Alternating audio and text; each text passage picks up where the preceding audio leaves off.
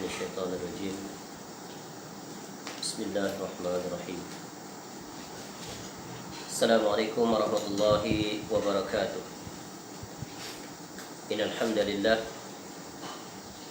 نحمده ونستعينه ونستغفره ونعوذ بالله من شرور أنفسنا ومن سيئات أعمالنا. من يهده الله فلا مضل له ومن يضلل فلا هادي له. وأشهد أن لا إله إلا الله وحده لا شريك له وأشهد أن محمدا عبده ورسوله. يا أيها الذين آمنوا اتقوا الله حق تقاته ولا تموتن إلا وأنتم مسلمون. يا أيها الناس اتقوا ربكم الذي خلقكم من نفس واحدة وخلق منها زوجها وبث منهما رجالا كثيرا ونساء واتقوا الله الذي تساءلون به والأرحام إن الله كان عليكم رقيبا.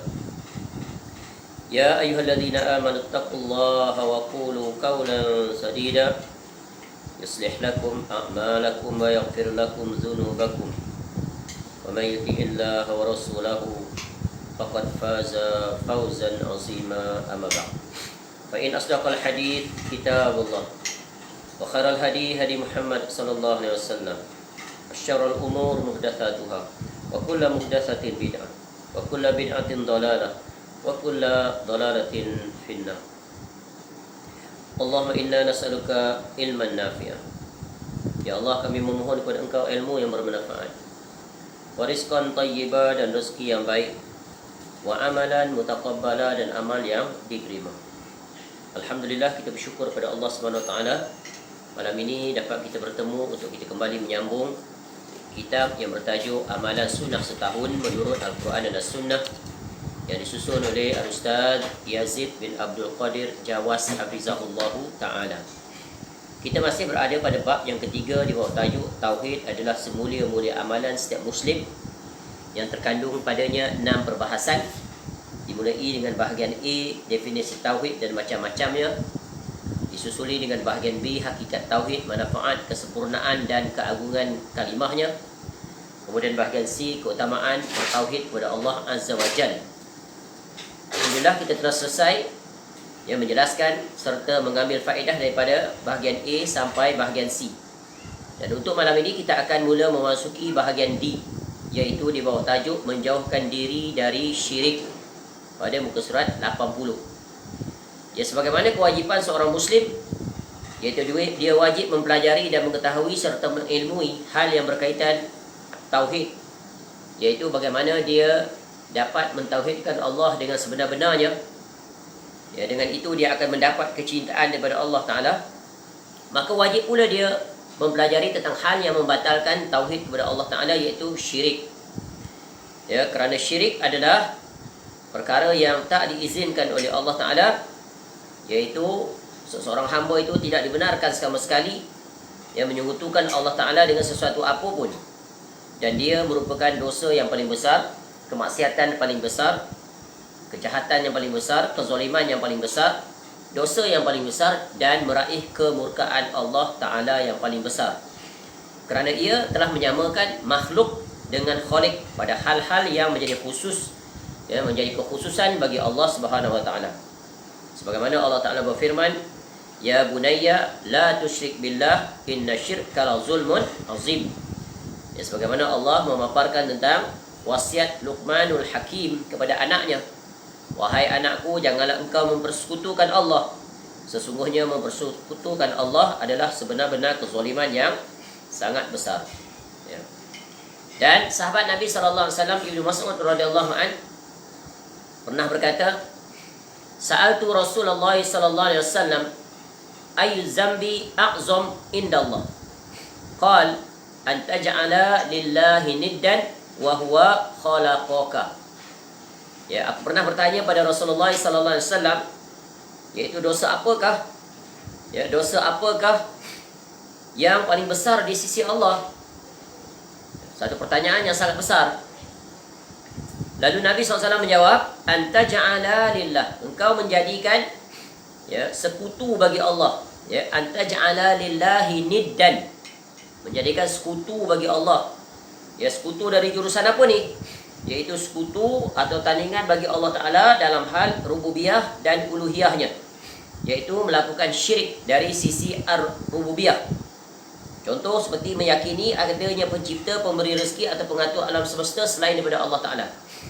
Adapun dari jurusan menyekutukan Allah atau syirik dalam al-uluhiyah, Allah Ta'ala adalah beribadah atau berdoa kepada selain Allah Ta'ala, di samping ia juga beribadah kepada Allah. Jadi dia memalingkan ibadahnya selain daripada Allah Ta'ala, atau pada masa yang sama dia beribadah kepada Allah, dia juga beribadah kepada selain Allah.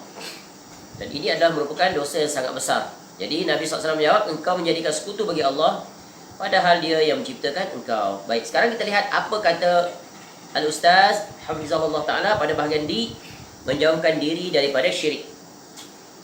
Syirik adalah sebesar-besar maksiat kepada Allah Azza wa Jal. Syirik adalah sebesar-besar kezaliman dan sebesar-besar dosa yang tidak akan diampuni oleh Allah Azza wa Jal. Semua dosa Allah ampuni. Dosa besar apa pun selain daripada syirik, walaupun seorang hamba itu tidak sempat bertaubat sewaktu dia hidup dan matinya dalam keadaan berada di atas dosa besar dan tak pernah dia bertaubat kepada Allah, dia berada di bawah masyiah Allah, sama ada nanti di negeri akhirat Allah jatuhkan hukum ke atasnya, keputusannya dihumbankan ke dalam neraka untuk tempoh masa yang tertentu, kemudian dikeluarkan, akhirnya masuk juga dia ke syurga, dengan syarat tidak ada sebesar zarah dalam dirinya kesyirikan kepada Allah. Adapun pelaku kesyirikan, walaupun dia datang nanti di negeri akhirat dengan membawa pelbagai amal-amal soleh, dia orang yang mendirikan solat, dia orang yang berpuasa pada bulan Ramadan, dia orang yang melakukan zakat, dia orang yang berhaji, berumrah, bersedekah dan berbagai lagi. Namun pada masa yang sama dia melakukan kesyirikan kepada Allah, maka jika dia mati dalam keadaan tidak bertaubat kepada Allah, maka dia akan dihumbankan ke dalam neraka kekal selama-lamanya. Jadi amal-amal soleh selain daripada syahadahnya itu tidak berguna sama sekali. Ini menunjukkan betapa besarnya, betapa urgentnya seseorang itu mempelajari tentang perkara yang membatalkan tauhidnya, iaitu syirik. Baik. Kerana itu mengetahui tentang syirik dan berbagai macamnya adalah jalan untuk dapat menjauhinya dengan sejauh-jauhnya. Untuk seorang itu selamat dari sisi menjaga tauhidnya, maka mau tidak mau dia wajib mengetahui, wajib mempelajari hal yang membatalkan tauhidnya, iaitu kesyirikan. Sebagaimana yang pernah kita selalu sebut, khususnya ketika mana kita mempelajari tentang kitab Bahaya Syirik, kezaliman terbesar yang menyeret manusia menjadi bahan bakar api neraka selama-lamanya. Sebuah buku yang telah kita selesai mempelajari secara komprehensif, boleh dirujuk kembali kepada rakaman kuliah yang mengambil banyak siri kuliahnya, maka ulang kajilah dan dengar supaya akan lebih mengingatkan dan memantapkan kita berkaitan dengan kesyirikan. Sebagaimana yang sering kita bawa sabda Nabi SAW yang sangat terkenal itu, yang berkaitan dengan pertanyaan Huzaifah bin Yaman radhiyallahu an, kana nasu yas'aluna Rasulullah sallallahu alaihi wasallam anil khair wa kuntu as'aluhu anil syarr makhafata an yudrikani. Adalah sahabat Nabi SAW, kebanyakan mereka itu sering bertanya pada Nabi SAW mengenai hal kebaikan. Jadi itu adalah satu tanda-tanda kebaikan bagi seorang mukmin. Bertanya kebaikan untuk apa? Melakukan kebaikan. Adapun aku, kata Huzaifah radhiyallahu an, sering bertanya pada Nabi SAW tentang kejahatan, keburukan. Kerana apa? Kerana khawatir terjatuh, terjerumus ke dalamnya. Jadi dua bentuk soalan ini, dua-duanya baik, dua-duanya memberi manfaat. Mengetahui kebaikan untuk berlumba-lumba dalam melakukannya, mengetahui kejahatan, keburukan agar jangan terjatuh daripadanya, terselamat. Maka sempurnalah keislaman seseorang, keimanan seseorang di sisi Allah Subhanahu wa taala. Baik. Jadi syirik dikatakan dosa besar yang paling besar dan kezaliman yang paling besar kerana ia menyamakan makhluk dengan Allah Al-Khaliq pada hal-hal yang khusus bagi Allah Ta'ala. Barang siapa yang menyekutukan Allah dengan sesuatu, maka dia telah menyamakannya dengan Allah Ta'ala. Dan ini adalah sebesar-besar kezaliman. Sebab apa? Sebab zalim adalah meletakkan sesuatu bukan pada tempatnya. Allah perintahkan kita untuk mentauhidkannya.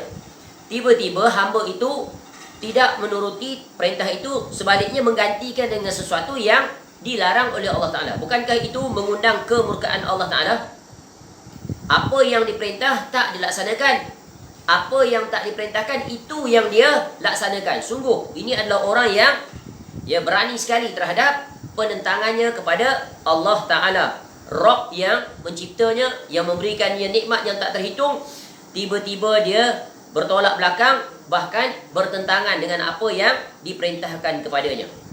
Syirik adalah menyamakan sesuatu selain Allah dengan Allah Subhanahu Wa Ta'ala dalam hal rububiyah dan uluhiyah, serta nama-nama dan sifat-sifatnya.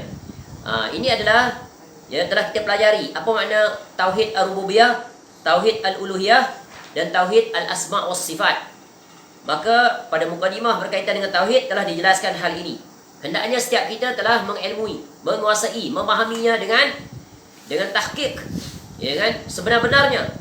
Kerana ini adalah asas, fondasi pokok yang wajib kita ilmui dan kita kuasai, supaya dengan itu kita dapat berjalan di atas tauhid yang benar dalam beribadah kepada Allah. Sebab tauhid adalah iaitu menyerahkan diri kepada Allah, pasrah dalam beribadah kepadanya dengan sebenar-benar ibadah. Baik.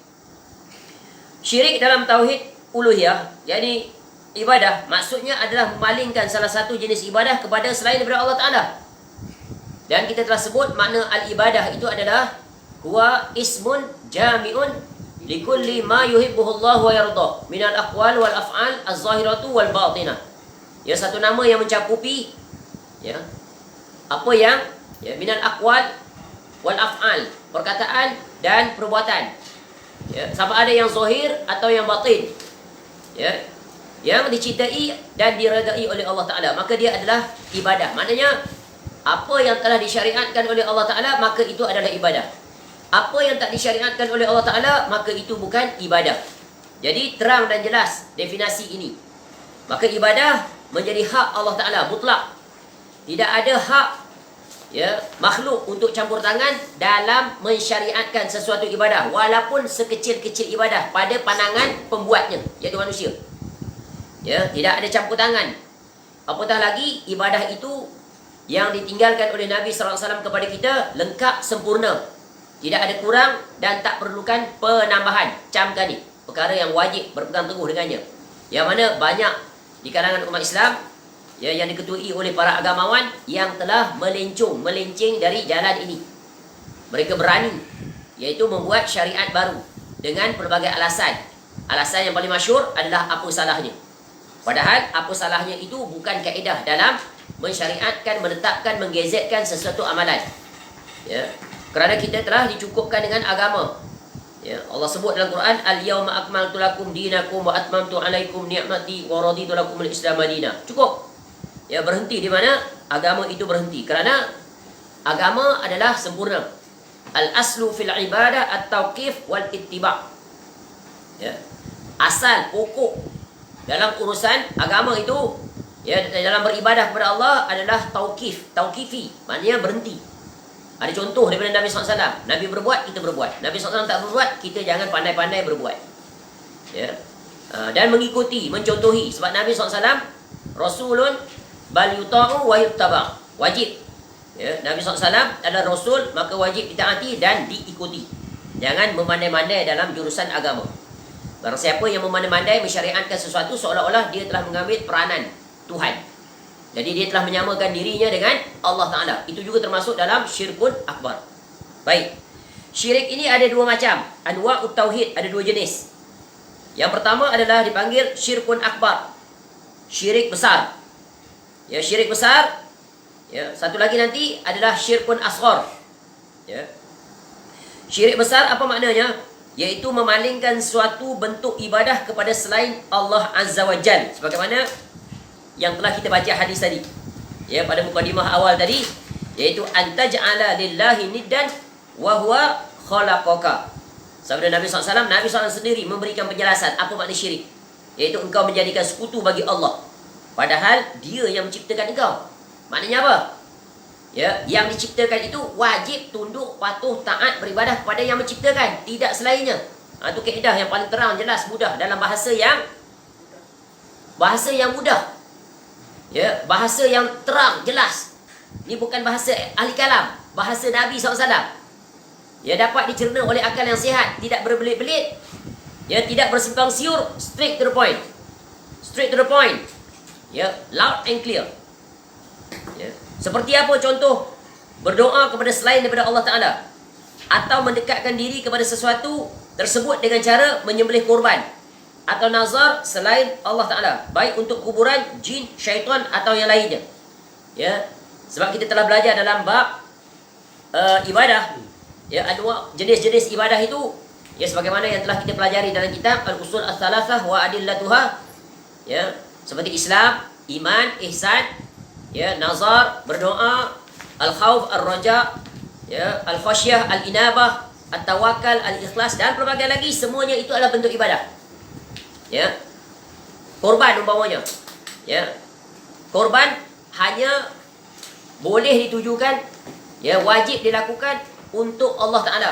Contohnya telah berlalu, ya, alhamdulillah, kita bersyukur kepada Allah bagi sesiapa yang diberikan nikmat untuk dia dapat berkorban. Ya, selepas solat Id mulai berkorban, dan ya, tamatnya sebelum matahari tenggelam pada hari tasyrik yang ke-13 sudah berlalu. Maka bersyukurlah, ya, di atas nikmat yang maha agung ini. Allah buka pintu hati kita untuk walaupun susah, payah, kita tetap istiqomah untuk dapat melaksanakan ibadah korban. Ya, ini adalah satu nikmat yang sangat indah. Betapa Allah kurniakan kelazatan dan kenikmatan untuk mencontohi Abul Anbiya Nabi Ibrahim AS, datuk Nabi SAW, juga mencontohi Nabi SAW. Salah satu daripada hal yang termasuk dalam manasik haji, begitu juga untuk orang yang tidak berhaji. Maka ini adalah bentuk yang tak boleh dipalingkan. Ada orang yang menyembelih tapi bukan kerana Allah, atau dia pada masa yang sama kerana Allah dan juga kerana makhluk. Ya, sebagaimana yang telah kita lihat contoh peristiwa ghaib masa lalu yang dikhabarkan oleh Nabi SAW tentang hadis yang berkaitan dengan ada orang masuk syurga, masuk neraka kerana lalat, seekor lalat. Lalu di satu kawasan, syarat boleh lepas dengan selamat, tapi syarat kena korban. Ya, korban apa? Ya, apa saja. Hatta ada seekor lalat, maka dia pun korban lalat itu, maka selamat dia. Dia korban lalat itu untuk apa? Untuk berhala-berhala. Ya, maka masuk neraka dia. Walaupun dia selamat di dunia, hidup dia. Seorang lagi tak mahu dia berkorban, kerana dia tahu korban hanya untuk Allah, walau untuk demi menyelamat nyawanya. Tapi dalam bab akidah tidak ada kompromi. Sanggup membayar dengan harga yang mahal, iaitu maut. Ya, dengan sebab itu walaupun dia dibunuh, tapi tempatnya di negeri akhirat, syurga. Ya, begitu juga ada orang yang menyembelih, ya, menyembelih haiwan disebabkan oleh, ya, menuntut ilmu umpamanya. Ilmu silat, ilmu perdukunan, ya, dan sebagainya. Maka syarat dia untuk mujarab ilmunya sebagai sah, ya, menuntut ilmu dia itu, maka hendaklah dia korbankan ayam putih, ya, ayam hitam, kambing hitam, apa saja. Maka ini semuanya adalah bentuk syirkun akbar. Atau menyembelih untuk sesajen. Kalau di negara jiran kita Indonesia terkenal ni, ya, sesajen disembelih, kepalanya dipotong, ya, letak atas dulang, dihanyutkan ke laut untuk memastikan supaya Roro Kidul itu tidak mengamuk, laut tidak gelora, tidak tsunami dan seumpamanya. Atau, ya, diletakkan kepala kambing atau kepala sapi, lalu dipersembahkan, ya, untuk penjaga gunung Merapi agar jangan meletup, dengan orang-orang penjaganya mati. Ya, ini semuanya membawa kepada syirkun akbar, kerana memalingkan ibadah. Walaupun ibadah itu adalah yang berbentuk korban. Sebab itu kita kena faham, jangan menyempitkan maksud ibadah. Ibadah, ya, jangan hanya difahami solat, sujud, rukuk, ya, naik haji, puasa. Ya, apa saja ibadah yang telah Allah nyatakan itu adalah ibadah, ya, seperti bersedekah umpamanya, itu adalah ibadah, dan berbagai lagi, maka tak boleh sekali-kali dipalingkan selain daripada Allah. Kalau dia berbuat lain daripada Allah, maka nanti dia akan mendapat kebinasaan di negeri akhirat. Baik, ya, boleh faham ni? Jelas? Atau seseorang takut pada orang mati, ya, mayat yang menurut perkiraannya akan dapat membahayakan dirinya, atau malah mengharapkan sesuatu kepada selain Allah yang tidak kuasa memberikan manfaat atau mudarat. Contoh, dulu-dulu orang tua-tua aja masuk hutan baca mentera, Masuk hutan, minta izin daripada penghuni hutan. Datuk nenek, cucu nak tumpang lalu. Ya, macam-macam. Nak buang air pun dia ajar baca begitu. Ya, itu adalah syirkun akbar. Kerana apa? Kerana memohon perlindungan selain daripada Allah Ta'ala. Kepada jin, kepada dewa-dewa, ya, kepada orang bunian dan pelbagai lagi. Itu semua adalah membawa kepada syirkun akbar. Jika pernah melakukan demikian, hendaklah segera bertaubat. Jika tidak, jika dia tidak bertaubat dari perbuatan itu, amalan-amalan yang dia lakukan selama itu sampai hari ini tak diterima oleh Allah Ta'ala. Sebab apa? Dia tidak bertaubat daripada syirik. Orang yang telah melakukan syirik kepada Allah keluar dari agama. Maka hendaklah dia segera bertaubat, mengingati dulu dia pernah melakukan perkara tersebut. Barangkali disebabkan oleh kejahilannya atau memang dia mengetahuinya, tetapi dia menganggap perkara itu kecil. Apa salahnya demi untuk kesembuhan, saya ikut saja arahan dukun, pawang dan sebagainya. Maka itu adalah syirkun akbar. Ya, wajib bertaubat. Kerana ada orang beralasan kita kan ya berusaha mencari jalan. Ya, kita yakin walaupun kita menggunakan kaedah itu, kita yakin bahawa yang menyembuhkan adalah Allah. Tapi kena ingat, ya, itulah pentingnya belajar tauhid. Orang yang benar tahqiq tauhidnya, dia akan mengetahui itu adalah ya syubhat-syubhat yang membinasakannya. Ya, kerana kalau dia belajar tentang kaedah sebab, maka dia tahu bahawa ya, kaedah sebab dan musabab akan mendedahkan kepadanya alasannya itu adalah alasan yang batil. Ya. Sebab itu mesti dari dua jalan. Satu sebab yang syar'i, satu lagi sebab yang kauni. Ya, akan ada perbahasannya nanti. Itu dalam perincian bab yang berkaitan dengan tauhid. Ada sebab yang telah ditetapkan oleh Allah, sebab syar'i. Ya, untuk sebagai sebab. Contoh, orang yang sakit. Orang yang sakit, ya, Quran telah mengajar kaedah. Kaedah sebab syar'i. Satu, ya, dengan menggunakan kaedah apa? Kaedah ru'yah. Yang dibenarkan, doa-doa syar'iyah. Maka itu memang telah dibenarkan dalam syariat. Kita boleh baca suratul Fatihah, 3 kul, ayatul kursi, dan apa saja ayat-ayat Al-Quran, semuanya adalah syifa. Ya, Allah sebut ayat Quran itu adalah syifa. Syifa yang penuh dengan rahmat Allah. Kemudian menerusi hadis-hadis Nabi SAW. Nabi mengajar kita, Nabi SAW banyak mengajar kita tentang doa-doa. Itu semuanya adalah sesuai dengan aturan syariat. Kalau kita sendiri sakit, ada doa dan zikir yang boleh kita baca. Kalau kita nak mengubati orang lain, ada doa yang untuk kita baca kepadanya. Dan ini telah kita belajar dulu secara komprehensif. Ya, lebih daripada 30 kuliah. Iaitu ketika mana kita mempelajari kitab Tahurun InsyaAllah. Ya, Tuhfatul Marid. Ya, iaitu hadiah bagi orang sakit. Rujuk di rakaman tersebut. InsyaAllah akan mengukuhkan tauhid dan benar pergantungan kita kepada Allah dari sisi ditimpa musibah khususnya. Ya. Begitu juga dari jurusan yang kedua, iaitu menerusi ya, benda-benda yang telah disebut dalam Quran dan hadis sebagai penyebab kesembuhan untuk kita dapat kesembuhan. Sebab yang diizinkan seperti apa? Seperti madu, air zam-zam, ya, minyak zaitun, buah kurma dan pelbagai lagi. Itu yang disebutkan dalam hadis Nabi SAW. Ya, kemudian yang ketiganya adalah menerusi, iaitu pengalaman, eksperimen yang dibuktikan oleh fakta. Ya, maka itu juga adalah perkara yang sesuai dengan aturan syariat. Seperti contoh, ya, vaksin itu telah terbukti dapat mengurangkan risiko jangkitan. Kalau terkena, dapat mengurangkan risiko ya, fatality, kematian. Walaupun possibility-nya tetap ada, tapi dapat diminimalkan. Telah dibuktikan di lapangan. Maka itu adalah sesuai dengan aturan. Maka bila perkara-perkara ini berada dalam lingkungan tadi, maka ia adalah sesuai dengan ya, aturan syariat. Adapun bila tidak dapat dibuktikan, hanya berdasarkan andai-andaian dan pelbagai lagi, maka boleh membawa kepada, iaitu menetapkan sesuatu yang bukan sebab sebagai sebab, boleh membawa kepada kesyirikan. Itu ada perbahasannya. Baik, contoh. Atau seseorang yang meminta sesuatu kepada selain Allah Azza wa Jal, di mana dia tidak pun mampu memberikannya selain Allah.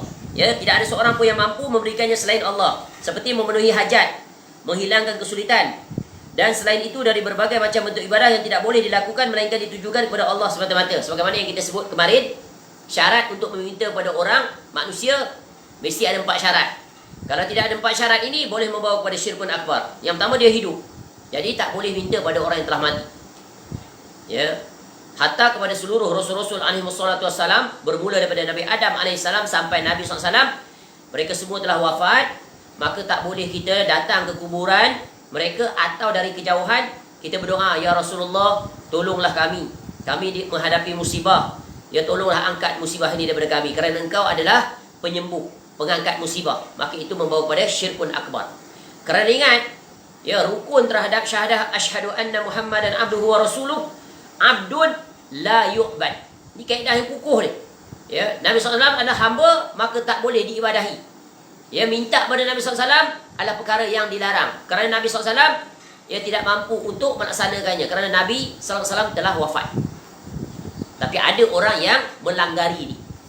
Ya, maka sebab itu dilarang. Nabi SAW pun mengingatkan, jangan meminta kepada, ya, orang yang telah mati.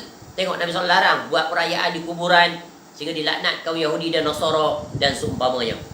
Yang kedua apa? Dia mampu. Yang ketiga, dia hadir. Dia ada di depan kita atau boleh dihubungi. Ya, dia bukan ghaib. Yang keempat, iaitu tidak melanggari syariat. Tu. Ya, jadi ini 4 syarat. Maka muwafaqah dengan tauhid, tidak terjatuh ke dalam kesyirikan. Baik. Syirik besar dapat mengeluarkan pelakunya dari agama Islam dan membuat dirinya kekal di dalam neraka. Maknanya, ya, bila dia melakukan kesyirikan, maka dia menjadi kafir, murtad, keluar daripada agama. Jadi, ya, jika dia meninggal dunia dalam keadaan syirik dan belum bertaubat daripadanya, maka dia akan kekal di dalam neraka. Sebab, ya, orang yang tidak bertaubat daripada kesyirikan, maka dia akan tidak mendapat keampunan daripada Allah. Ya, sebab itulah Allah Ta'ala mengingatkan di banyak ayat-ayat tentang bencana ini, ancaman yang sangat keras ini. Ya, innallaha la yaghfiru an yushraka bihi wa yaghfiru ma duna dzalika liman yasha. Wa may yusyrik billah faqad iftara isman azima.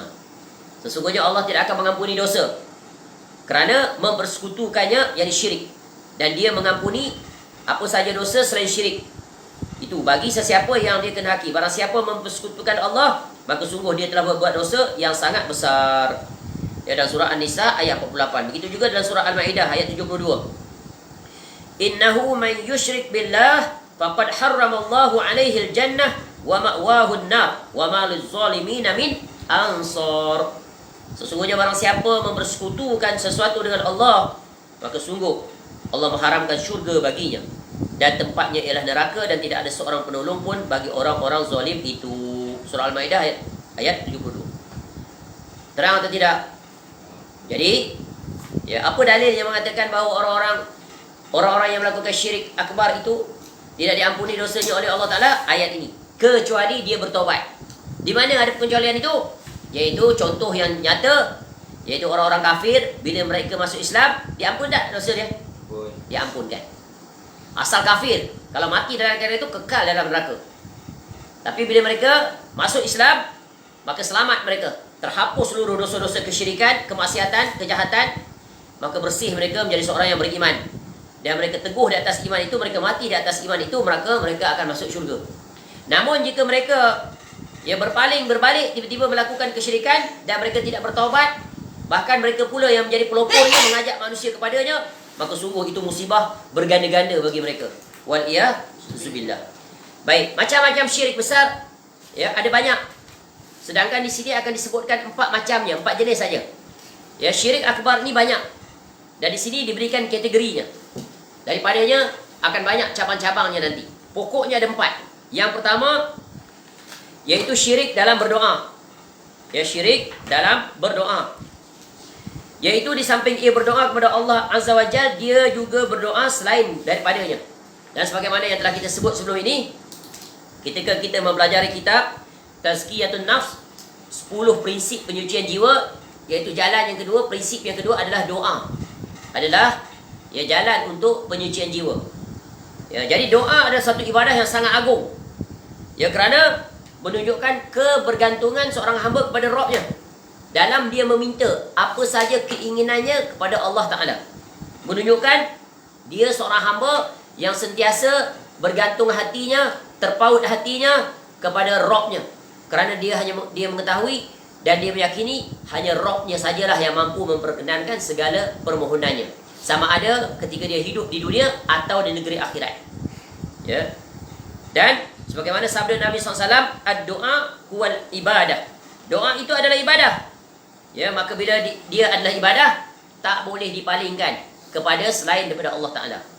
Jika dia dipalingkan, minta pada makhluk, ya, yang telah mati khususnya, yang banyak berlaku juga di kalangan umat Islam sampai hari ini, meminta kepada orang mati, meminta pada rijalul ghaib, meminta kepada para wali, ya, semuanya itu adalah memalingkan ibadah kepada selain Allah, dan itu membawa kepada syirik akbar. Ya, Allah Ta'ala berfirman, فَإِذَا رَكِبُوا فِي الْفُلْكِ دَعَوُوا اللَّهَ مُخْلِصِينَ لَهُ الدِّينَ فَلَمَّا نَجَّاهُمْ إِلَى الْبَرِّ إِذَا هُمْ يُشْرِكُونَ. Maka apabila mereka naik kapal, mereka berdoa kepada Allah dengan memurnikan ketaatan kepadanya. Maka tak kala Allah menyelamatkan mereka sampai ke darat, tiba-tiba mereka kembali mempersekutukan Allah Ta'ala. Surah Al-Ankabut ayat 65. Jadi Allah Ta'ala memperihalkan kepada kita tentang orang kafir musyrikin. Ketika diuji, berada dalam kesulitan yang sangat, mereka bersih jiwa mereka, kembali kepada Allah. Minta doa, minta tolong kepada Allah. Kerana mereka mengetahui patung-patung, berhala dan sebagainya, apa-apa saja keyakinan mereka itu tak akan dapat membantu. Kerana semuanya adalah makhluk. Bahkan makhluk itu lebih rendah daripada diri mereka sendiri. Batu, mana lebih mulia? Ya. Penyembah batu itu ke atau batu? Penyembah batu itu. Tapi bila akal telah tumpul, akal telah rosak, maka manusia menjadi lebih bodoh daripada batu, lebih bodoh daripada benda mati. Itulah dia orang yang kufur pada Allah.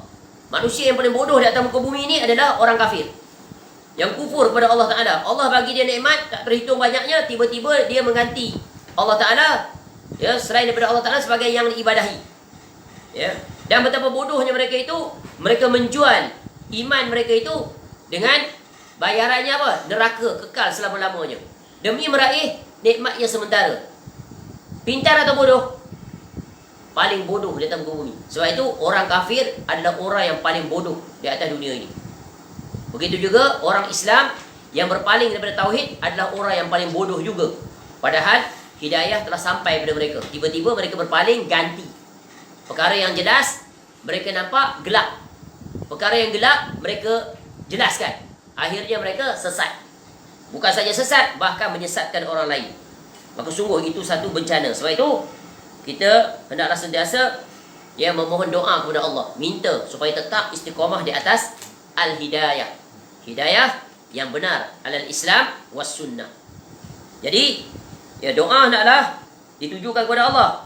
Barang siapa yang berdoa kepada Nabi atau malaikat serta wali dan selainnya, maka dia musyrikun kafirun. Ya, itu. Ya, sebagaimana Allah Ta'ala berfirman, وَمَنْ يَدْعُ مَعَ اللَّهِ إِلَىٰ أَنْ آخَرْ لَا بُرْحَانَ لَهُ بِهِ فَإِنَّمَا حِسَابُهُ عِنْدَ رَبِّهِ إِنَّهُ لَا يُفْلِحُ الْكَافِرُونَ. Dan barang siapa yang menyembah Tuhan yang lain selain Allah, padahal tidak ada suatu bukti pun baginya tentang itu, maka perhitungannya hanya kepada Rabb-nya. Sungguh orang-orang kafir itu tidak akan beruntung. Surah Al-Mu'minun ayat 17. Jadi daripada ayat yang kita baca tadi, Allah mengkhabarkan bahawa orang musyrik mengikhlaskan doa mereka, ya, kepada Allah Ta'ala semata-mata ketika berada dalam keadaan susah. Namun mereka buat syirik kembali ketika mereka dalam kesenangan. Jadi keikhlasan mereka hanya sementara dalam keadaan terdesak. Tapi bila dah selesa, lupa kepada Allah Ta'ala, lalu mereka meminta kepada selain daripada Allah Ta'ala yang hanya Allah Ta'ala mampu untuk memperkenankannya. Jadi jangan sekali-kali terjatuh ke dalam perbuatan orang-orang kafir. Jangan pergi ke kuburan minta kepada orang yang berada dalam kuburan itu, orang yang telah mati. Ya, kerana mereka tidak mampu untuk memperkenankannya, sebab mereka bukan Tuhan. Orang yang mati berhajat kepada orang yang hidup. Ya, orang yang hidup tidak berhajat sama sekali pada orang yang mati. Ini kena ingat. Ya, apa bukti? Waktu dia mati, belum dihantar lagi ke alam barzah, dia dah bergantung pada kita yang hidup. Walaupun dia wali tahap tinggi, walaupun dia imam, walaupun dia alim, ya, namun ketika dia mati, kita inilah yang akan menguruskan dia. Mulai daripada memandikannya, mengkafankannya, menyolatinya, mengangkat jenazahnya ke kuburan, memasukkannya ke dalam kuburan, menutup kuburannya, kemudian berdoa kepada Allah. Untuk siapa? Si mati. Nabi SAW bukankah menunjukkan contoh itu? Ya, minta ampun, minta kepada Allah, ya, keteguhan, sebab dia sekarang sedang diuji. Nabi SAW mengajak kita datang menziarahi kuburan buat apa? Mula-mula bagi salam.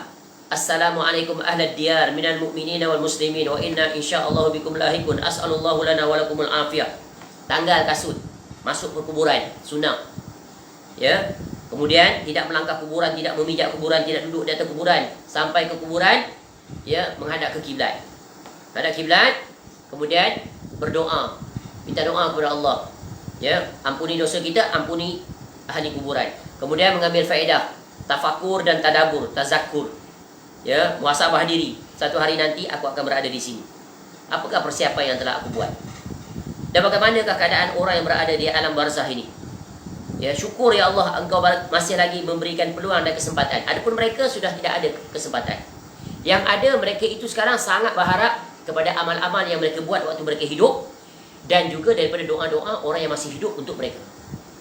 Sebab itu Allah Ta'ala ajar kita untuk berdoa kepada mereka. Rabbana ighfir lana wal ikhwanina alladzina sabaquna bil iman wa la taj'al fi qulubina ghillan lil ladzina amanu rabbana innaka ra'ufur rahim. Allah tak ajarkan pada orang yang mati itu untuk mendoakan pada orang yang hidup. Tiba-tiba ada segelintir daripada kalangan agamawan bawa manusia gerombolan dari satu kuburan ke satu kuburan yang dianggap kuburan para wali. Memang sah mereka wali, tak salah. Tapi yang salahnya adalah menyelisih sunnah Nabi SAW. Ya. Sampai pergi ke kuburan bercakap-cakap, wahai Syekh ya Maulana, sebut-sebut demikian. Ya, ada hajat sekian-sekian. Ya, selesaikan masalah kami atau tolong sampaikan permintaan kami kepada Allah. Allah Ta'ala tak memerlukan perantaraan untuk meminta kepadanya. Tak seperti agama Kristian perlu duduk dalam bilik. Pastor duduk dalam bangunan kecil dia, bisik-bisik pada pastor. Nanti pastor pun minta kepada Robnya. Itu semuanya adalah ajaran yang batil. Ya, camkan ini. Nabi SAW tak pernah mengajak umatnya untuk mengambil perantara makhluk untuk mendekatkan diri kepada Allah. Ya, Nabi SAW mengajak 3 perkara saja untuk mendekatkan diri kepada Allah dengan berperantara. Satu dengan amalan solehnya sendiri ketika berdoa kepada Allah. Yang kedua yaitu dengan apa? Doa orang yang soleh yang masih hidup, minta dia doakan untuk kita. Yang paling tinggi adalah yaitu bertawassul dengan Asmaul Husna. Ya Razzaq, minta kepada Allah, rezekikan aku. Ya Tawwab, nama Allah yang Maha Pengampun, ampuni. Terimalah taubat hamba-Mu ini. Masya-Allah. Terang, jelas. Ya, sebab itu kalau kita berjalan di atas qala Allah wa qala Rasul, terang jelas. Sebab Al-Quran dia terang dan jelas. Khususnya hal yang berkaitan dengan ma'rifatullah. Khususnya hal yang berkaitan dengan tauhid. Khususnya hal yang berkaitan dengan syirik. Kerana dia ada perkara yang paling terang, paling jelas. Dia tak rumit, tak complicated. Sebab agama itu terang, mengajak manusia. Sebab itu orang yang paling pintar boleh faham, orang yang paling tak pintar, orang badui pun boleh faham. Bila Nabi SAW menjelaskan qulu la ilaha illallah wa la tusyriku bihi syai'a, semua faham. Bahasanya jelas. Ya, sebab bahasa mereka bahasa Arab. Kita pun faham. Walaupun kita tak faham bahasa Arab, tengok terjemahan pun kita faham. Boleh faham? Ya, yang menyebabkan tak faham dia apa? Masuk syubhat, bisikan syaitan. Sebab syaitan memang misi dia. Apa misi utama dia? Menyesatkan manusia dari jalan Allah. Itulah penyesatan yang pertama. Hingga Allah utuskan Nabi Nuh AS. Bila timbul kesyirikan, dia memang perkara yang paling tough, the most toughest, ya, untuk dibasmi. Bayangkan, kekufuran yang pertama berlaku, kesesatan, kekufuran, kekafiran, kesyirikan bermula pada zaman Nabi Nuh AS. The first time on earth happened. Setelah 10 kurun berlalu, syaitan akhirnya berjaya. Dan mulai daripada situ sampai sekarang, syaitan tak pernah berputus asa. Dan ramai manusia jatuh dalam perangkap kesyirikan. Orang kafir satu, total, mutlak jatuh dia. Orang Islam pun banyak yang jatuh ke dalamnya atas nama para agamawan yang telah menyelewi. Inilah ulama usuk, bukan ulama akhirah. Ya. Tengok, perkara yang paling sulit untuk dibenteras, mula-mula ranking nombor 1 syirik. Paling sulit. Berapa lama Nabi Nuh AS berjuang untuk membetulkan, mengembalikan umatnya? 950 tahun. Masya Allah. Ya, berapa kurun tu 950 tahun? Hampir 10 kurun ke kan? Sama dengan 10 kurun tu. Equal. 10 kurun, maknanya 100 tahun kali 10. Berapa? 10,000. Betul kan? 10,000. Maknanya 1,000 tahun. Ambil masa hampir 1,000 tahun tu nak betulkan balik, put back on track. Itu pun tak berjaya. Sedikit sekali yang akur dan ikut ajaran Nabi Nuh AS untuk mentauhidkan Allah. Majority still kukuh di atas kesyirikan. Ya. Padahal kalau istilahnya 10 kurun tak jauh daripada Nabi Adam AS. Ya. Berbeza dengan zaman kita, lagi banyak pengaruh, pelbagai serangan, kekufuran daripada orang kafir, pelbagai macam-macam cara mereka buat untuk menyesatkan umat Islam. Ya, mereka bersatu berkomplot macam mana nak menyesatkan umat Islam dengan pelbagai aktiviti, pelbagai pemahaman, masuk dalam pelbagai pelatihan, ya, kursus itu, kursus ini, pemahaman itu, pemahaman ini, liberal secularism, ya, equality, berbagai-bagai, kebebasan, freedom, bagai-bagai. Banyak masuk dalam jurusan. Ya, masuk organisasi tertentu, Illuminati, Freemason, bagai-bagai. Ya, orang Islam masuk. Nampak tak? Ya. Ajak faham agama sama, semua agama baik, membawa ke syurga. Macam-macam di zaman kita. Tentu lebih sulit. Nabi Nuh AS menghadapi kerana satu je. Kaum dia tu tak nak sembah Allah. Sehingga yang betul-betul menerima ajakan Nabi Nuh AS qalil. Yang naik atas bahtera je saja. Jadi, perjuangan tauhid ni bukan perjuangan yang senang. Membentras syirik ni perkara yang paling sulit. Apatah lagi bila dia telah dimasuki oleh syubhat-syubhat yang sangat membinasakan. Ya, sehingga dalam hadis Nabi SAW menyebutkan bersegeralah untuk beramal ibadah. Ya, di zaman fitnah. Di mana paginya Islam, petang kafir. Petang kafir, pagi Islam. Nampak tak? Nabi SAW terangkan tu hadis tu. Ya, siapa yang selamat? Yang faham tentang tauhid, faham tentang syirik berdasarkan qala Allah wa qala Rasul. Tidak selain daripada itu. Jadi kalau nak selamat tentang akidah, ya, dari jurusan tauhid, selamat daripada jurusan kesyirikan, terjatuh padanya, maka baca Quran. Pemahaman, tadabbur, lihat tafsiran para ulama salaf, para ulama rabbani yang tidak pada mereka terkontaminasi dengan pemahaman ilmu kalam, pasti selamat. Ya, kalau ilmu kalam dia mempermudahkan dalam bab syirik. Ya, sampai pergi dukun pun tak apa. Itu asbab saja. Kita tak yakin dukun tu yang menyembuhkan, kita yakin Allah. Jadi mana syiriknya? Ya, pemahamannya syirik adalah sujud, rukuk kepada berhala. Baru nampak. Bukan. Ya, maka ini pemahaman sempit. Cuba lihat apa Quran sebut. Baik, kembali. Yang kedua, syirik dalam niat, keinginan dan tujuan. Ya. Ini niat. Ya, intention. Keinginan. Ya. Jadi Allah Ta'ala berfirman, ya, man kana yuridul hayatad dunya wa zinataha nuwaffi ilaihim a'malahum fiha wa hum fiha la yubkhasun ulaika alladhina laysa lahum fil akhirah illa an-nar wa habita ma sana'u fiha wa batilun ma kanu ya'malun. Barang siapa menghendaki kehidupan dunia dan perhiasannya, nescaya kami berikan kepada mereka balasan pekerjaan mereka di dunia dengan sempurna, dan mereka di dunia itu tidak akan dirugikan.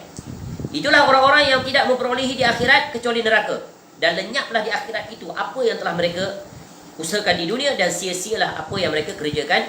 Surah Hud ayat 15 hingga 16. Ini sisi apa?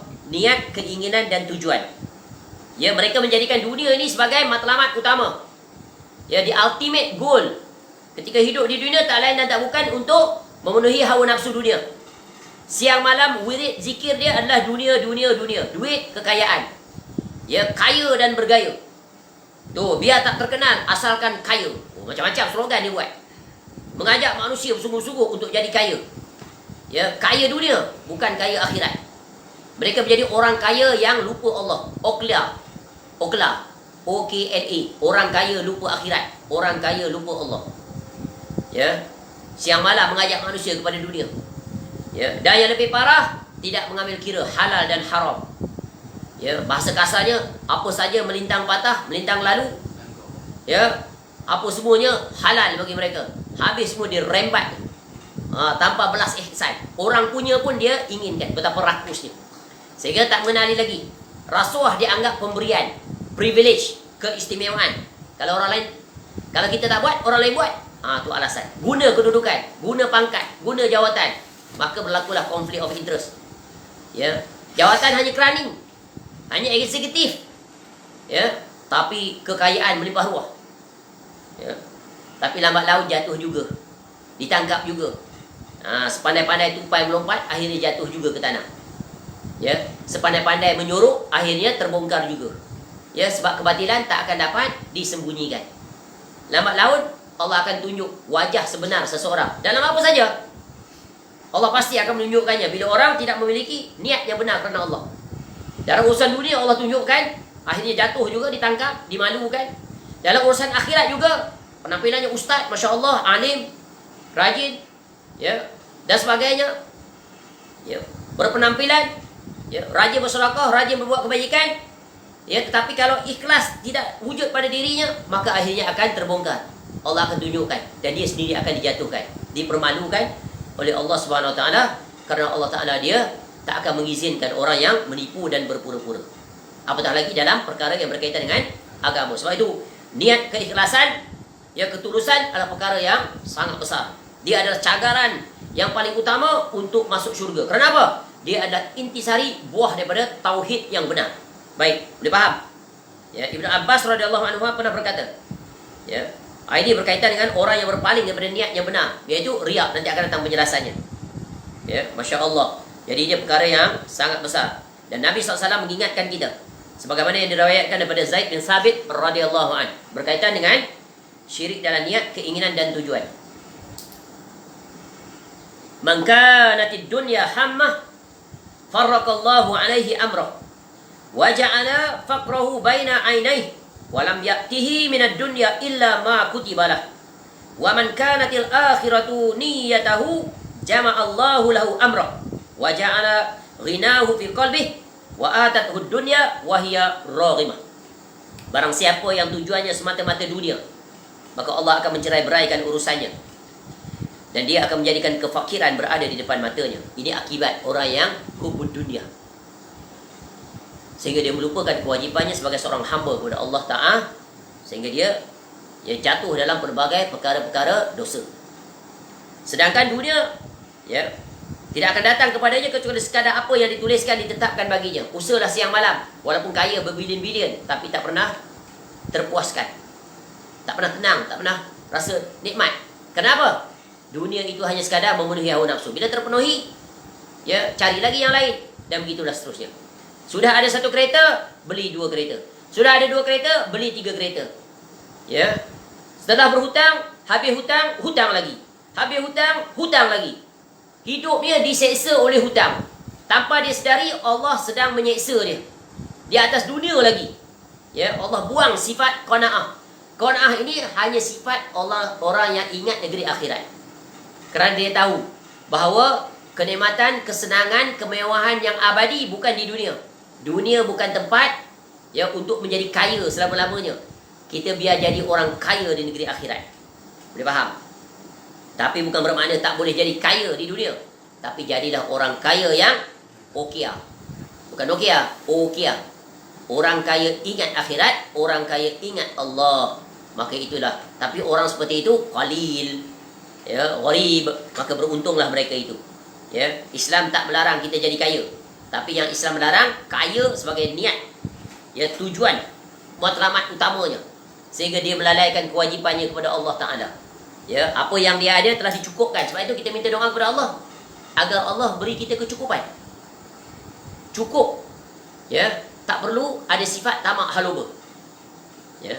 Kalau sudah cukup, bahkan berlebihan cukup, masih lagi tamak haluba, something wrong somewhere. You are under dangerous zone. Very, very critical. Contoh umur dah 50, 60, 70. Ya. Wang pencen pun dah berlebih daripada apa yang sepatutnya. Ya. Tapi dia masih sibuk nak buka rangkaian sana, rangkaian sini. Nak buka kedai itu, nak bisnes itu, nak buka ladang itu, nak buka ladang ini. Ya, padahal dia tak pernah pula sibuk untuk melipat gandakan amal-amal dia. Dia tak pernah pula melihat kerugian masa lalu dia. Dulu waktu muda tak pernah menuntut ilmu syar'i. Ya, tak ada pula perancangan dia. Oh, saya dah pencet, saya nak meluangkan waktu saya untuk menuntut ilmu syar'i. Ya, 3 tahun ni saya nak pergi belajar. Ya, full time menuntut ilmu. 3 tahun. 3 tahun tak bekerja, gajinya ada 10 tahun ke depan. Pencennya saja, Masya Allah, anak dah besar semua sekali, tak ada keperluan, hutang pun tidak ada lagi. Tapi yang membinasakan dia, Ya. Tak puas dengan kemewahan hidup, hutang pula, beli kereta itu, beli kereta ini, invest sana, invest sini. Invest tak ada masalah, tapi bentuk berhutang untuk menikmati kemewahan. Padahal usia dah 60, dah 70, dah 80, dia rasa umurnya makin panjang. Sebab itu Nabi SAW menyebutkan, ada dua perkara yang ikut membesar bagi seseorang. Umur meningkat, dua perkara membesar. Apa dia? Hubbud dunia wa tulul amal. Cinta dunia, panjang angan-angan. Panjang angan-angan. Sebab itu kena minta supaya ada sifat qanaah ni. Bersyukur dengan apa yang ada, tidak disibukkan, tidak dirisaukan dengan apa yang tiada. Mumtaz. Ini nikmat. Cuba kita letak diri kita itu, kita compare dengan Nabi SAW. Compare dengan para sahabat Nabi SAW. Bagaimana they are the best example for us to follow. How they manage, they arrange their time. How they allocate their time dengan urusan dunia, dengan urusan Allah. Kalau kita tak boleh ikut seperti mana mereka, at least, at minimum, kita dapat ikut perkara-perkara yang menjadi asas dan teras. Tapi banyak manusia yang terkesima dengan nikmat dunia. Duduk di kedai kopi, bincang duit. Duduk di masjid pun bincang bab duit. Masya Allah. Duduk berjumpa ahli keluarga pun bincang bab duit. Saya ada saham sana, saya ada saham sini, tiap-tiap bulan saya dapat sekian-sekian. Hidupnya berantakan. Dia kasihan, dia tak sedar Allah sedang menyiksa dia dalam jurusan itu. Cuba lihat orang yang qanaah, Masya Allah, nikmat. Ya, hidupnya serba sederhana. Ya, Allah atur dia, dia mudah untuk melakukan ketaatan. Isnin dia puasa, hari Khamis dia puasa. Setiap waktu pergi ke masjid. Ada majlis ilmu, tetap dia ada di situ. Ya, dia macam kita juga. Ya, tapi dia meraih apa? Keberkahan, keberkatan, nikmatnya. Ya, orang itu anak 3, dia anak 10. Orang itu suami isteri bekerja, dia seorang saja bekerja. Tapi Allah kurniakan rezeki lebih daripada orang itu. Sebab apa? Berkat. Bagaimana dia dapat allocate wangnya itu untuk kebaikan. Orang itu hutang keliling pinggang, dia hutang 1 sen pun tidak ada. Nikmat tak? Pernah jumpa orang seperti itu? Ada. Contohilah orang seperti itu. Ya, kerana orang itu termasuk di antara tanda-tanda kebaikan. Umurnya sama juga dengan umur kita. Kita umur 60, dia pun 60. Tapi kenapa pencapaiannya dalam urusan akhirat jauh meninggalkan kita? Padahal sama-sama. Bahkan bukan sama-sama. Dia suami isteri bekerja. Yang kawan tu, dia saja bekerja. Sejak daripada mula kahwin sampai dia bercucu cicit. Tapi prestasi dunianya, prestasi akhiratnya jauh meninggalkan. Belajarlah daripada orang seperti itu. What are their success recipe? No need for us to start from scratch. Just follow. Just replicate their success. How they become successful. Khususnya dalam jurusan akhirat. Nikmat tak? Nikmat. Dia dengan kita sejak sekolah sampai berumah tangga sama je. Umur sama, sekolah sama, kemudian universiti sama. Sama. Tapi kenapa dia jauh meninggalkan kita?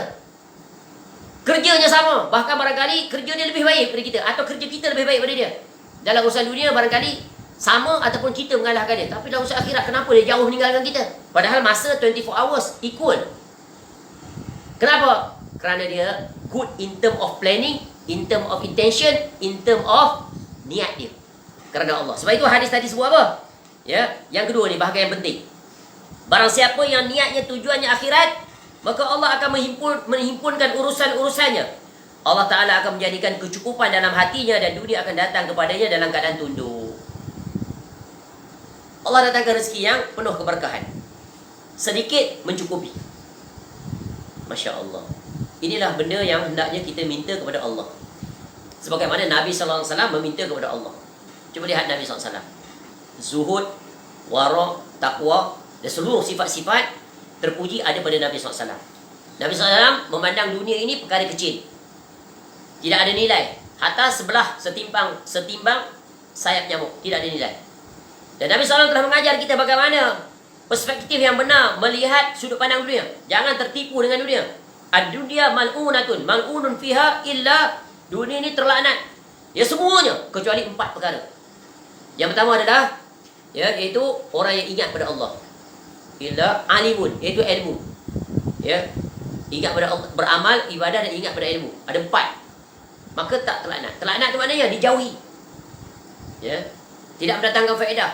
Kecuali orang yang apa tadi?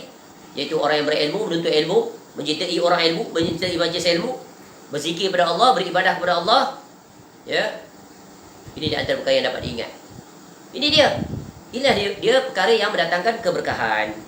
Ya, ini secara ringkas. Adapun perinciannya boleh dirujuk pada penjelasan sebelum ini dalam bab yang berkaitan bahaya syirik.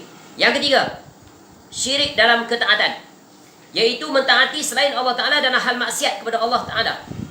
Ya, Allah Azza wa Jalla berfirman, ittakhazu ahbarahum wa ruhbanahum arbaba min dunillah wal masih ibn Maryam wa ma umiru illa liya'budu ilahan wahida la ilaha illahu subhanahu amma yusyrikun.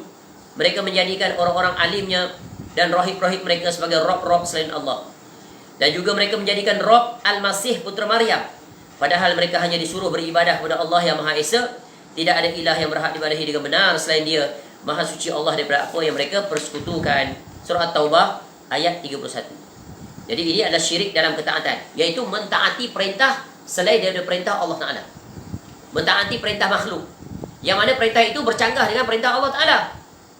Contoh, awak boleh bekerja di sini dengan syarat tak boleh pakai, tak boleh apa, menutup aurat umpamanya.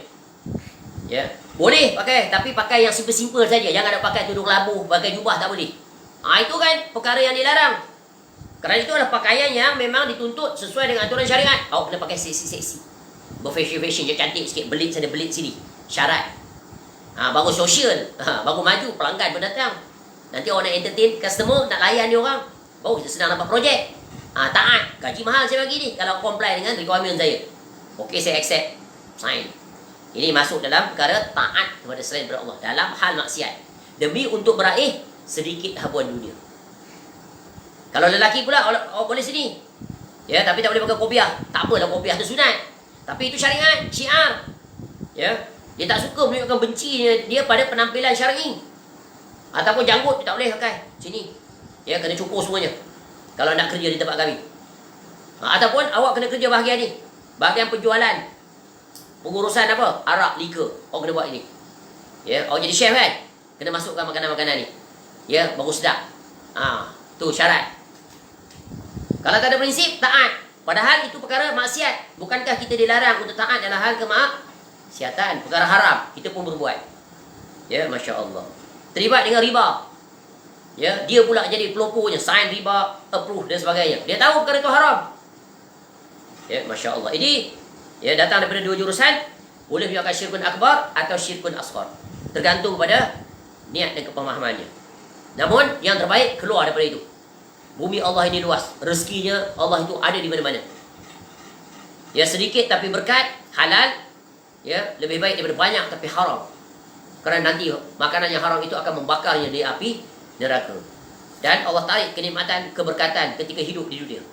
Takkan aman orang yang terlibat dengan riba. Kerana apa? Orang yang terlibat dengan riba, apatah lagi dia pula yang pelopor, yang endorse, ya, maka nanti seolah-olah dia berzina dengan ibunya sendiri. Dan Allah isytiharkan perang pada orang yang terlibat dengan riba. Banyak lagi rezeki yang tidak terlibat dengan riba. Walaupun kamu gaji mahal, berkorban, Allah akan bagi ganti. Walaupun sedikit, cukup insya-Allah. Jangan ingat rezeki itu dalam bentuk wang ringgit tak? Ya, banyak dalam jurusan lain. Allah akan ganti. Ya, yakin kepada Allah sebab Allah Ar-Razzaq. Bukan makhluk tu Ar-Razzaq. Ya. Allah itu sendiri, dia akan beri kita dengan pelbagai cara. Masya Allah, kalau belajar kisah-kisah para salaf bagaimana tawakalnya mereka yang sangat tinggi kepada Allah.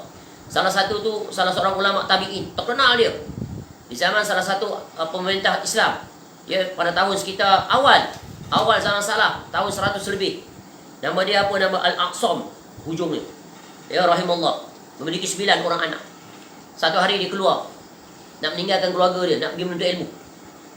Dah ada anak ramai, ulama hebat. Isteri anak tak bagi pergi. Sebab apa? Siapa nak jaga kita ni, nak bagi rezeki? Sebab kau saja tempat pergantungan bagi rezeki. Bekerja, betul kan? Tapi salah seorang anaknya yang hafal Quran kata, biarkanlah ayah kita pergi. Ya, kerana Allah pasti akan menjamin rezeki untuk kita. Ni anak yang faham dengan Quran. Untung tak? Dah pasal tak pasti dia. Dia pula belajar Quran, hafal lagi anak perempuannya. Dan anak dia semua perempuan. Ya, lalu dia pun keluar pergi. Menangis dah. Dah tinggal apa pun. Dan orang dulu bukan macam zaman sekarang. Tinggal rumah tangga, freeze dia tu penuh macam-macam makanan ada. Beras tahan untuk 2 bulan.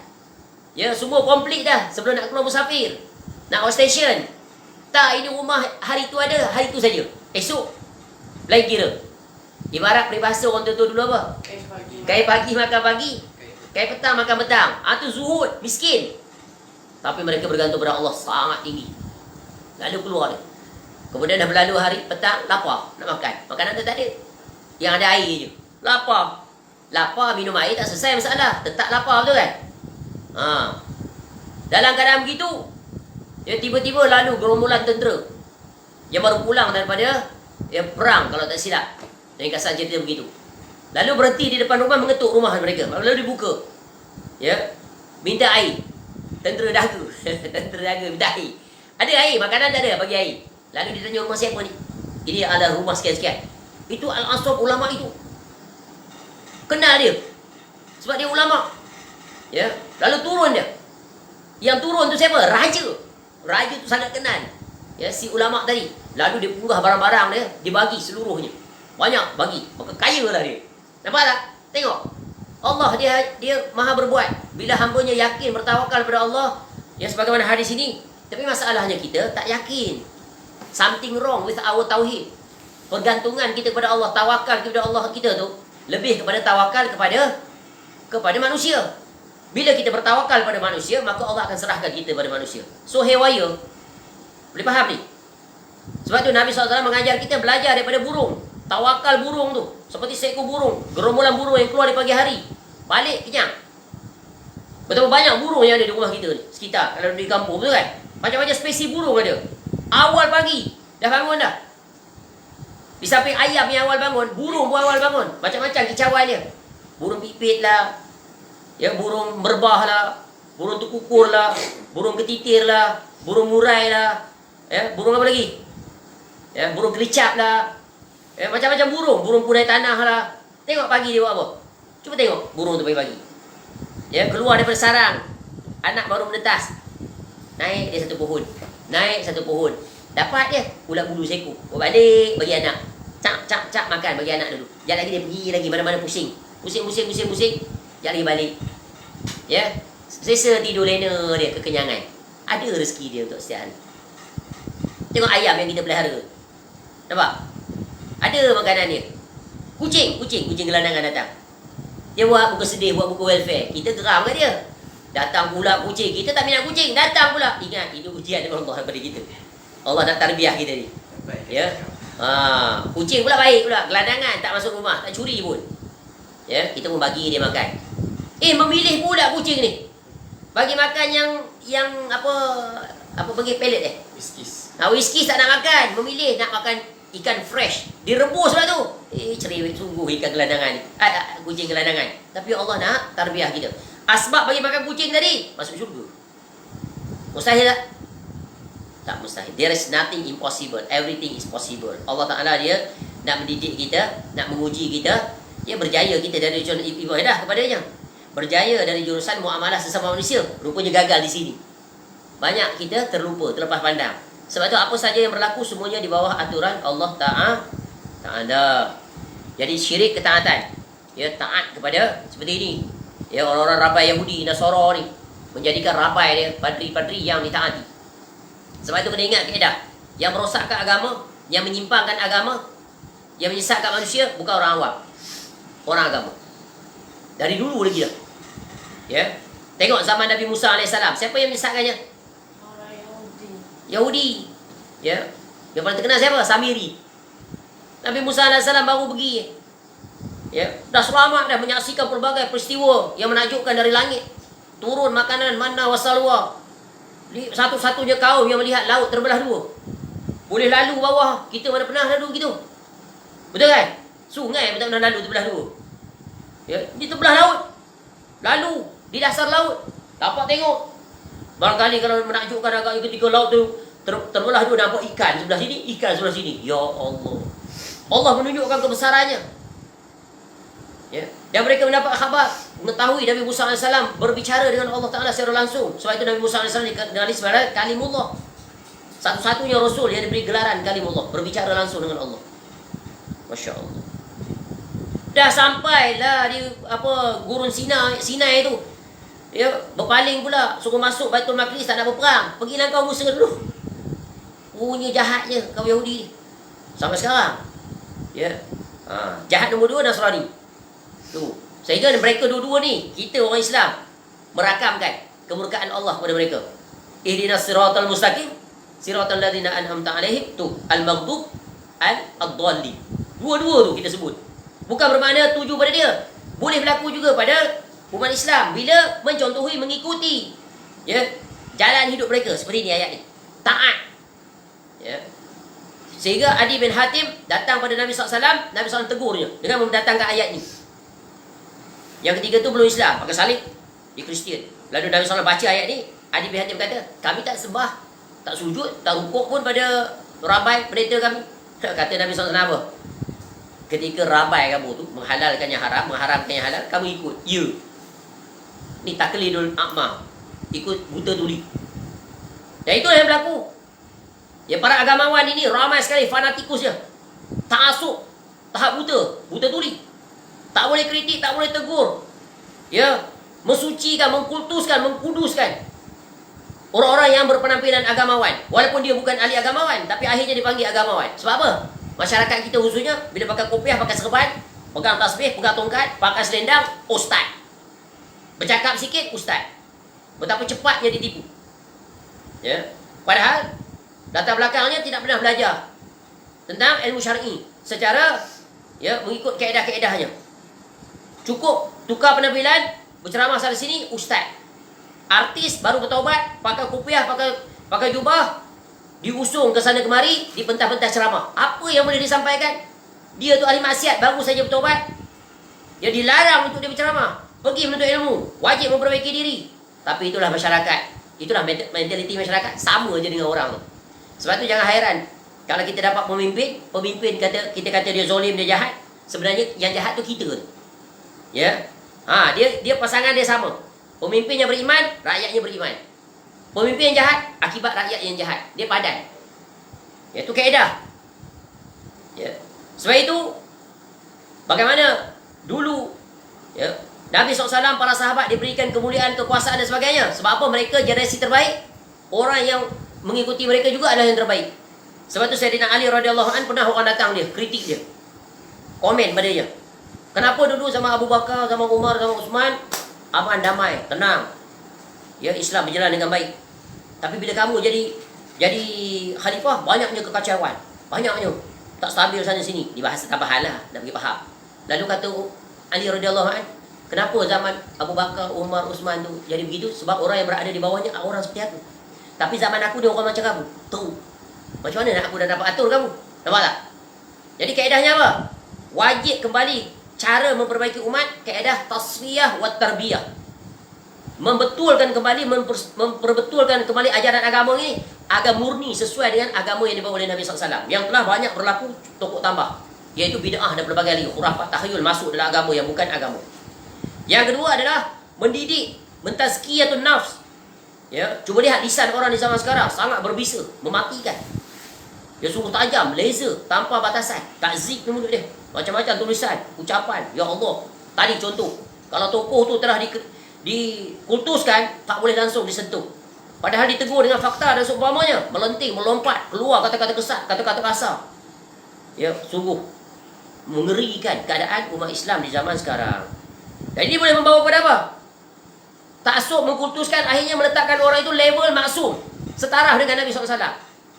Ya, ini membawa kepada apa? Kesyirikan. Ya, taat. Apa yang dia kata semua ikut, betul. Tak ada satu pun yang salah. Tak boleh disanggah. Tak boleh disanggah, tak boleh. Dia boleh menyanggah, tapi dia tak boleh sanggah. Ini kebinasaan. Syaitan telah menyesatkan manusia sampai tahap itu. Kecuali orang-orang yang Allah berikan rahmat kepada mereka untuk mengikuti kebenaran, walaupun ya apa yang disampaikan itu dilakukan oleh mereka, maka mereka kembali memperbaiki diri. Ini kaedah yang penting. Jangan mensucikan sesiapa yang tidak disucikan oleh Allah Ta'ala. Apatah lagi manusia di zaman ini, ya, tak kira para agamawannya ke orang awamnya, mereka adalah orang yang bukan maksum. Apatah lagi hidup di zaman manusia ya dicemari, dikelabui oleh dunia. Ya, oleh dunia. Ya, dulu para ulama zuhud terhadap dunia. Di zaman sekarang berlumba-lumba untuk meraih dunia. Ya, tidak dunia, masing-masing meraih untuk mendabik dada. Mereka lah yang paling hebat dalam melakukan kerja-kerja kebaikan dan seumpamanya. Dipromosi ke sana kemari. Ya, mereka lah yang terbaik. Ya, sehingga menidakkan contoh seolah-olahnya orang-orang lain tidak berbuat kebaikan. Tenggelam orang lain. Ya, Islam memang menyuruh, ini ingat kaedah. Islam menyuruh kita untuk berlumba-lumba berbuat kebaikan dan kebajikan. Tapi Islam melarang kita untuk berlumba-lumba menunjuk-nunjuk berbuat kebaikan. Ingat tu? Faham? Islam menyuruh kita untuk berlumba-lumba berbuat kebaikan dan kebajikan. Fastabiqul khairat. Tapi Islam melarang menegah dalam berlumba-lumba menunjuk-nunjuk. Kita ni lah yang paling banyak jasanya pada manusia. Berbuat kebaikan sana sini, sikit-sikit upload gambar, sikit-sikit tunjuk itu, tunjuk ini. Untuk apa? Untuk apa? Bukankah Nabi SAW mengajar tangan kanan memberi, tangan kiri pun tak tahu. Untuk apa? Para salaf telah menunjukkan contoh teladan yang sangat agung. Cuba lihat satu kisah yang sangat agung. Kita ingat siapa, tapi Ahlul Bait Nabi SAW, kalau tak silap. Ya. Malam-malam pergi hantar derma, bagi. Siapa pun tak tahu siapa yang bagi. Hanya diketahui bila dia meninggal je. Bila dia meninggal, terputus sudah pemberian itu. Tahulah rupanya selama ini yang memberi bantuan itu adalah si dia. Nampak? Orang yang tidak berharap pujian daripada manusia.